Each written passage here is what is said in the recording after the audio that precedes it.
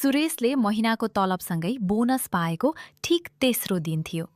साथीहरूसँग रमाइलो डिनर गरेर आएको त्यो साँझ ऊ आफ्नो नयाँ फोनको बक्स खोल्दै थियो, जुन उसले 3 महिना अघिदेखि चाहेको थियो र अफिसमा सबैलाई देखाउने सोचेर राखेको थियो। तर अचम्म, फोन हातमा आएको 2 दिन मात्रै भएको थियो र उसको मनले फेरि अर्को कुरा खोज्न थालिसकेको थियो। अब त उसलाई छिमेकीको जस्तै नयाँ मोटरसाइकल चाहिन्थ्यो। नमस्ते, मण्डला भाइब्समा तपाईलाई हार्दिक स्वागत छ। यो सुरेशको लागि नौलो कुरा थिएन। 2 महिना अघि प्रमोसन पाउँदा पनि उस्तै भएको थियो। पहिलो दिन साह्रै खुसी, अफिसमा सबैले बधाई दिँदा गर्व पनि लाग्यो। तर हप्ता नबित्दै फेरि त्यही खाली महसुस फर्कियो। नयाँ फोन, नयाँ प्रमोसन, बसको मान्यता, फेसबुकमा साथीको विदेश घुम्न गएको फोटो देखेर आफूले पनि त्यस्तै गर्नुपर्छ भन्ने हतार। जे पायो त्यो केही दिनमै सामान्य लाग्न थाल्थ्यो र मनले तुरुन्तै अर्को केही खोज्न थाल्थ्यो। उसलाई हरेक पटक लाग्थ्यो, यसपल्ट चाहिँ पुग्छ होला। तर कहिल्यै पुगेन। एउटा इच्छा पूरा हुनासाथ अर्को उभिसकेको हुन्थ्यो, जस्तो कि लहरहरू एकपछि अर्को आइरहन्थे र कहिल्यै रोकिँदैनथे। त्यो रात सुरेश ओछ्यानमा घोप्टिरह्यो, निदाउन सकेन।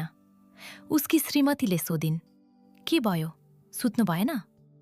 उसले जवाफ दिन सकेन, किनकि उसलाई आफैलाई थाहा थिएन ऊ किन खुसी हुन सकिरहेको छैन।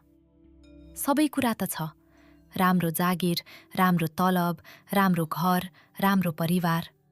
तैपनि भित्र कतै एउटा खाली ठाउँ जस्तो लाग्थ्यो, जुन जति भरे पनि कहिल्यै भरिँदैन थियो।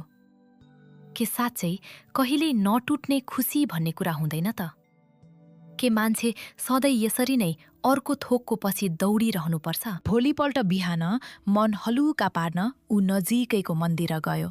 त्यहाँ एकजना वृद्ध साधुसँग भेट भयो, जो वर्षौंदेखि त्यही मन्दिरको बरण्डामा बस्थे। साधुले सुरेशको थाकेको अनुहार हेरेर सोधे, बाबु, तिमीलाई के चाहिन्छ भनेर सोध्दा तिमी झट्टै जवाफ दिन सक्छौ, फोन, गाडी, घर।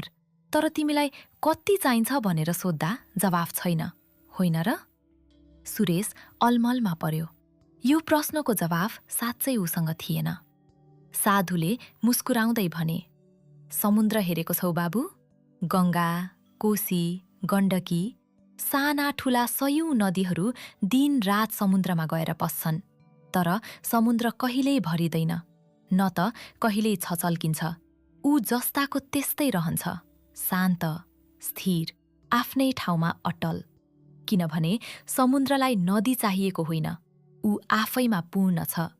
नदी आउँछ भने ऊ स्वीकार गर्छ, तर नदीको भर परेर बस्दैन। भगवद् गीताको 2 अध्यायको 70औं श्लोकमा भगवान कृष्णले अर्जुनलाई ठिक यही कुरा भन्नुभएको छ। आपूर्यमान मचल प्रतिष्ठम समुद्रमापः प्रविशन्ति यद्वत् तद्वत् कामायं प्रविशन्ति सर्वेश शान्ति माप्नोति न कामकामी। अर्थ, जसरी नदीहरूको पानी निरन्तर समुद्रमा पस्दा पनि समुद्र स्थिर र अचल रहन्छ, त्यसरी नै जुन मानिसभित्र सबै इच्छाहरू आएर पनि ऊ विचलित हुँदैन, त्यो मानिसले नै शान्ति पाउँछ, इच्छाहरूको पछि दौडने मानिसले होइन। साधुले थपे, समुद्रले नदी अस्वीकार गर्दैन बाबु। पानी आउँदा ऊ खुसीले लिन्छ, फूल फूल हुन्छ, तर त्यो पानीको पछि कहिल्यै दौडन्दैन, न त पानी थोरै आउँदा दुखी हुन्छ। उसको शान्ति पानीमा भर पर्दैन, उसको शान्ति उसको आफ्नै गहिराईमा छ। तिमी पनि उस्तै हुन सक्छौ। तलब बढ्दा, नयाँ फोन आउँदा, कसैले प्रशंसा गर्दा खुसी हुनु कुनै दोष होइन, त्यो त नदी आए जस्तै हो, स्वीकार गर। समस्या तब सुरु हुन्छ जब त्यो खुसी नआउँदा मान्छे अशान्त हुन्छ, वा त्यो खुसी सधैँ टिक्नुपर्छ भनेर पछ्याउन थाल्छ। छिमेकीको मोटरसाइकल, साथीको विदेश यात्रा, अफिसको अर्को प्रमोसन, यी सबै नदीहरू हुन्, आउँछन् र जान्छन्। तर तिमी समुद्र बन्न सक्छौ भने तिनको आउनु जानुले तिम्रो भित्री शान्तिलाई छुनै सक्दैन। सुरेश मन्दिरबाट फर्किँदा एउटा कुरा बुझेर आयो। समस्या नयाँ फोन वा नयाँ मोटरसाइकल चाहनु होइन। इच्छा हुनु मानव स्वभाव नै हो। समस्या त्यो चाहना नपुगुन्जेल आफूलाई अशान्त बनाउनु हो र पुगेपछि पनि चैन नलिनु हो।